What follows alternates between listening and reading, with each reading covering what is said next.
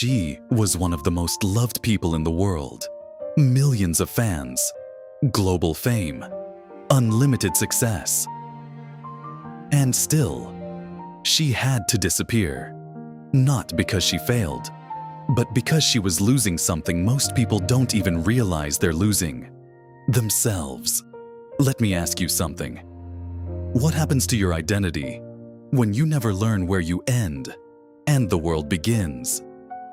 Selena Gomez's story gave me some real clarity on this, and I want to share it with you today, because the answer, it changes everything. Now, listen carefully. If you think boundaries are about keeping people out, then sorry, my friend, you have it wrong. Boundaries are actually a psychological architecture. They decide how much of who you truly are. Selena Gomez has been navigating that kind of pressure since she was just a teenager. And if you look closely at her life decisions, you will notice 4 specific psychological strategies. Strategies that most people spend decades and thousands in therapy trying to figure out. Today, I am going to break all 4 down for you, not as her fans, but as students of the psychology of self-protection, because we all have the right to shape our lives in a beautiful way, right? Selena grew up in a world that demanded unlimited emotional access from her, publicly, constantly, and she had to learn, through exhaustion, through health crises, through burning out under a spotlight, that unlimited availability is not generosity. It is self-abandonment. So here are the 4 strategies she used to rebuild herself, and exactly how you can apply them to your own life. Strategy 1. Self-defined access. I used to think that being available, always responding, always showing up, was a good thing.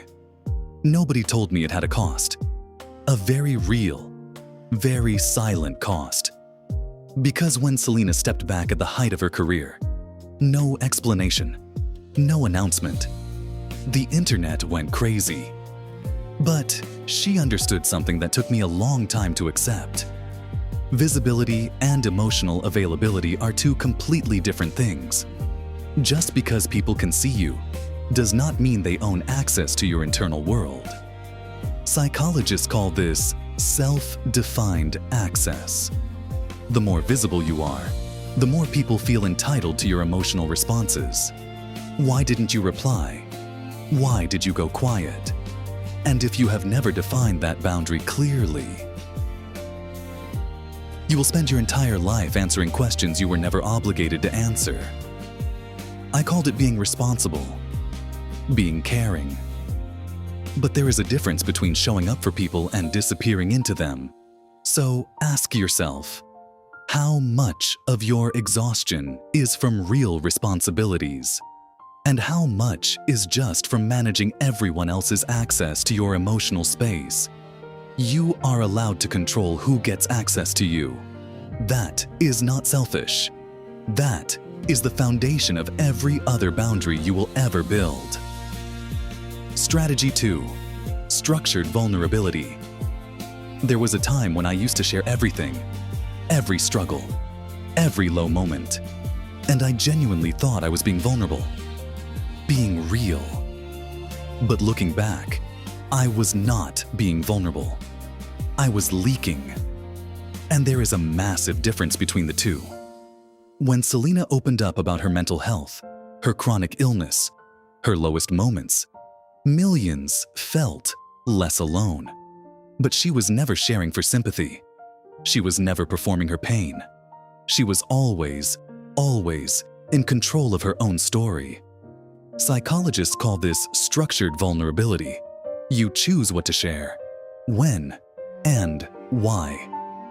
You stay the author, not the victim. What I used to do, what many of you are still doing, is emotional leaking, reactive, unfiltered, sharing because you need someone to fix how you feel in that moment. And the dangerous part is, it feels like connection. But what it actually builds over time is a version of you that cannot feel real without an audience.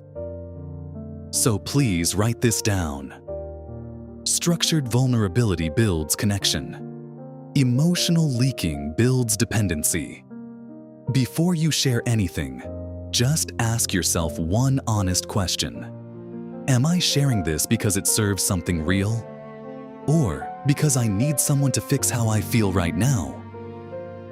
That one question is the difference between communicating and collapsing. Strategy 3. Internal referencing. This one is the hardest to talk about because most of us, and I include myself completely, have spent a huge part of our lives looking outside ourselves to feel okay about who we are. Someone praises you, you feel good. Someone criticizes you, your whole day collapses.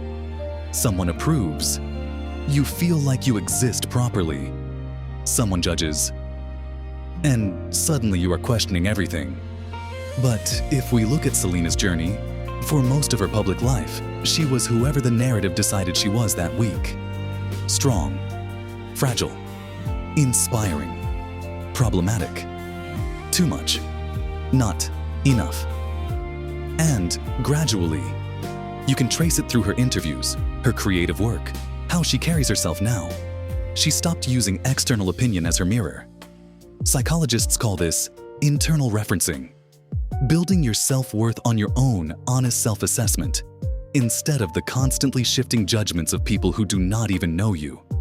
Public opinion is never actually about who you are.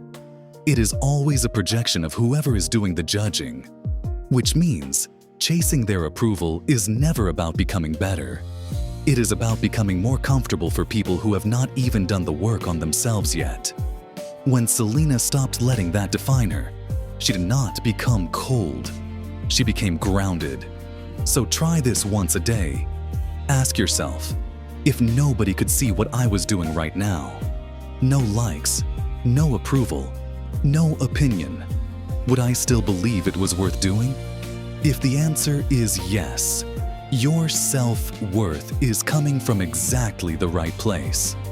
And that place, nobody can take it from you. Strategy 4. Psychological energy preservation.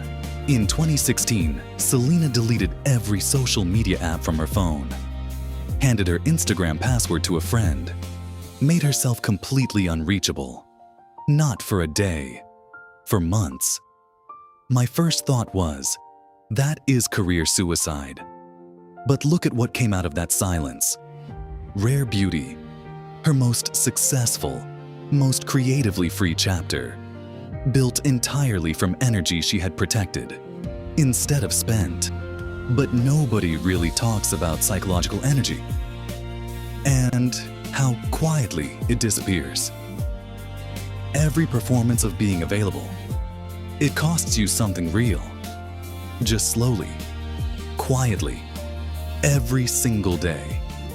And then one day you realize you have been so busy, genuinely busy, and you still feel like you have built nothing that actually matters. Selena was not trying to do less. She was protecting the energy her real work actually needed. So ask yourself honestly, where is your psychological energy actually going today? Save that energy, like it is the most valuable thing you have. Because neurologically, it actually is. The same pressure she faced, just at a different scale. You are facing it too. The world will always demand more of you. But these 4 strategies, they do not make that demand disappear. They change your relationship to it completely. You stop reacting. You start deciding. If this kind of psychology, the real science behind how people protect themselves and build something real, is something you want to go deeper on, then this channel is exactly where you need to be. And I will see you in the next one.